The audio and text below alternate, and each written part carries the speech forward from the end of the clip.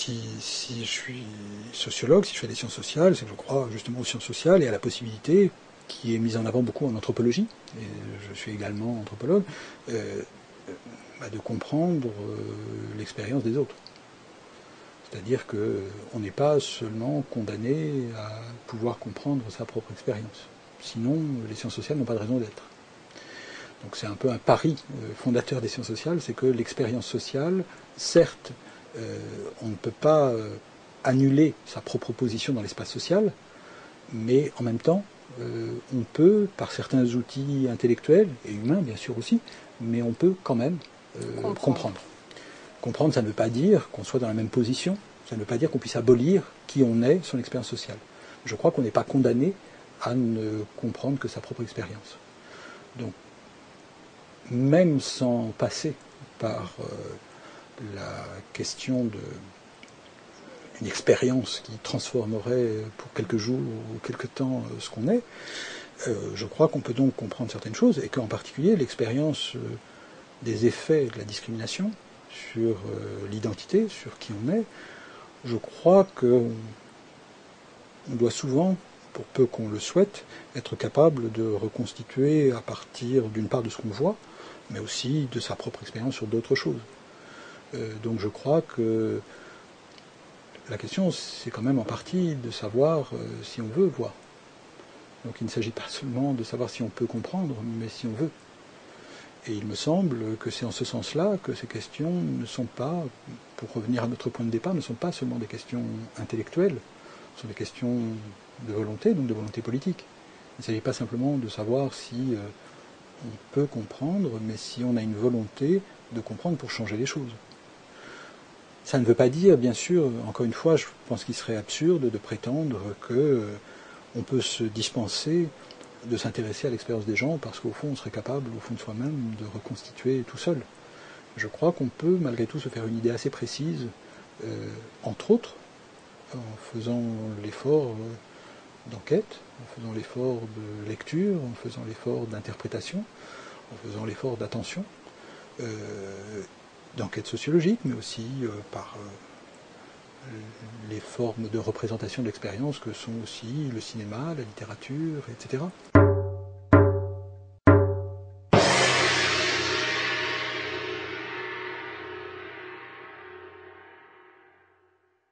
En gros, nous vivons dans une société qui a voulu ne pas voir qu'elle traitait différemment les gens. Aujourd'hui, qui commence à vouloir le voir. Il me semble qu'il y a là une volonté qui est inscrite dans la loi, qui est inscrite dans les pratiques quotidiennes, qui est inscrite dans les discours des intellectuels. Donc, par exemple, nous vivons dans une société qui a beaucoup dit « je ne veux pas savoir s'il y a des différences entre les gens ». Je ne veux pas savoir s'il y a des Noirs, des Blancs, des Arabes. Je ne veux pas savoir parce que je suis universaliste, parce que je suis républicain. Ça, c'est une volonté politique.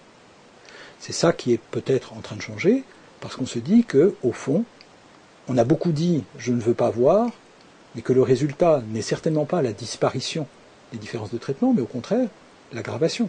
C'est-à-dire qu'on n'a pas voulu voir les races, et en fait, on n'a pas vu la discrimination raciale.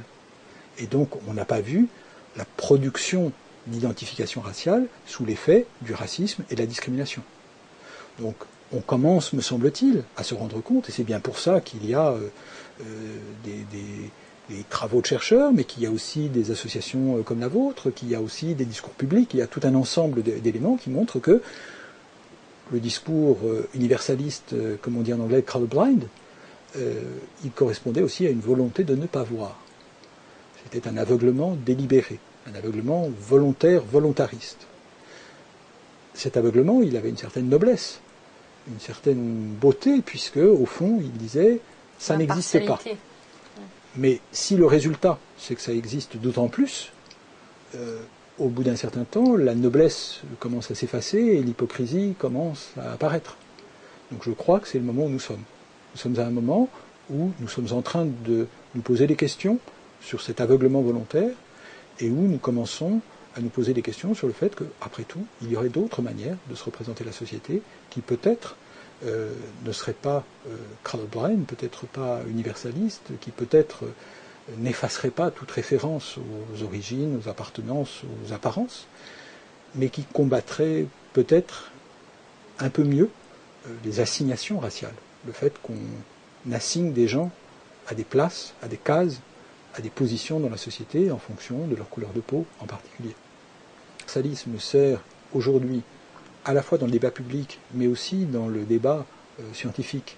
S'il sert de couverture pour des pratiques racistes, l'universalisme n'en sort pas grandi.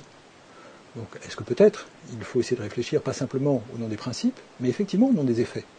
Et bien sûr, à juste titre, on dira que compter racialement, que ce soit dans le recensement ou même dans des enquêtes plus ponctuelles, ça peut avoir des effets pervers.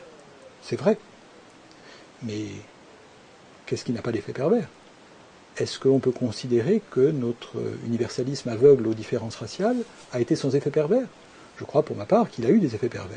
Il a contribué à une racialisation alors même qu'il prétendait la combattre.